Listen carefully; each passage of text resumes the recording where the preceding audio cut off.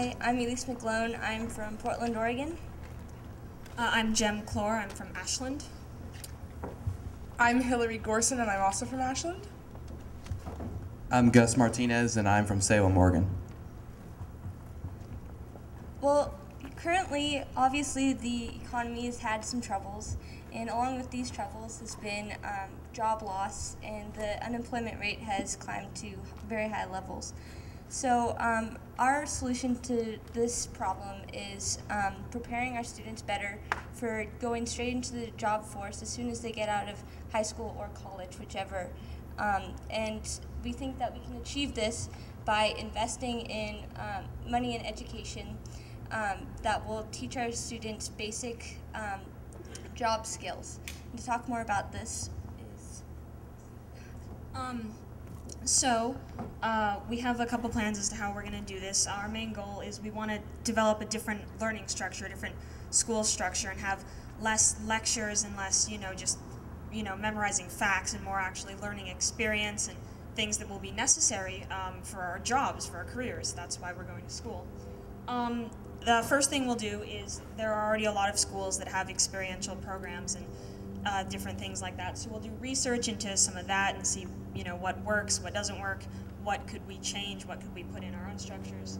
And then once we do that, we'd like to start a pilot program, maybe a couple schools, just to see, how the program is going to work. Possibly, or maybe just partially, this could be funded by grants from businesses who would be investing in the employment of their future employees. A few of the, we got into a little bit more details than we thought we would, but we were thinking that we could be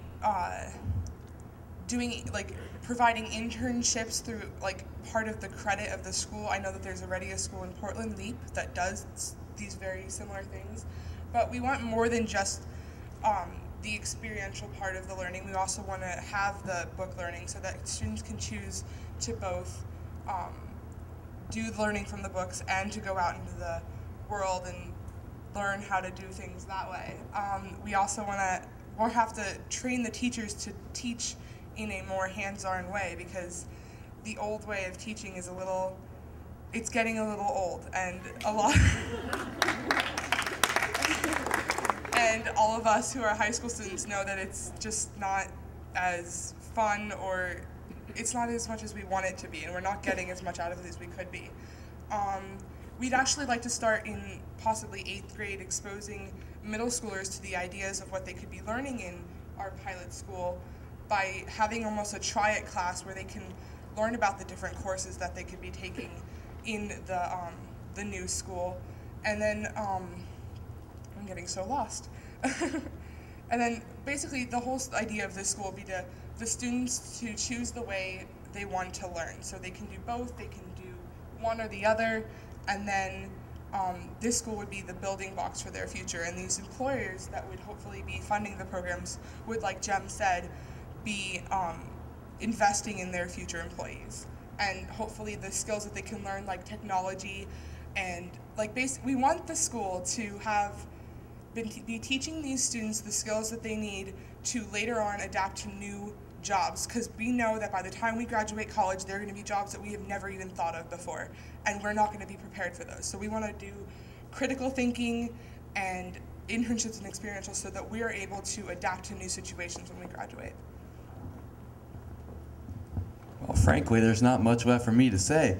But just to kind of summarize everything that I think our plan, I think what we have is really important here, because what we're suggesting is completely redoing the entire education system and making it more where the skills that students are going to need for jobs that don't exist yet are ones that are critical thinking, decision making, where they don't know if the answer they've come up with is right or not.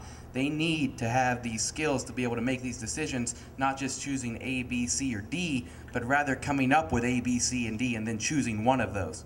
And so we just need to make sure we do all these things to keep these jobs in Oregon where they belong, because we need to make sure that that'll help our economy. It'll make all these things better if we keep these jobs here, because instead of sending them out, it'll help our economy, and these people here, they'll have these skills because they'll be able to make these things better. They'll have these skills we've given them through this school. They'll have all these things we've taught them, these decision skills, instead of just being students who go out and regurgitate facts and lose jobs as soon as the factory shuts down, because that's all we've prepared them for. We'll have students who are able to make decisions, make the jobs they have better, and improve the workplace overall, and that's really what we need for Oregon over the next 50 years, over the next 1,000 years, and the next 10 years. That's what Oregon needs. Oh yeah!